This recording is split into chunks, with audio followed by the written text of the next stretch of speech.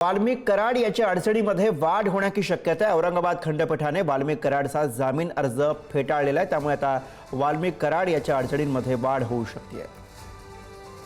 जो तक्रारदार आहे शिवराज देशमुख याच्या वतीने युक्तिवाद केलेला होता।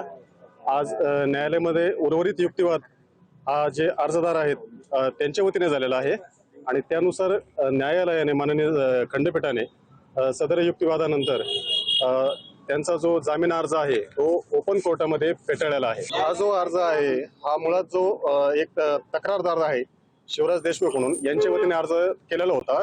त्यांच्या वतीने ॲडव्होकेट नितीन गवारे पाटील यांनी आर्ग्युमेंट केलेला आहे। आता याची जी जामीन रद्द करण्याची जी सविस्तर कारणं आहेत ती न्यायालयाच्या निकालपत्रामध्ये पुढे येतीलच। हे सर्व सविस्तर न्यायालयाच्या निकालामध्ये येईल।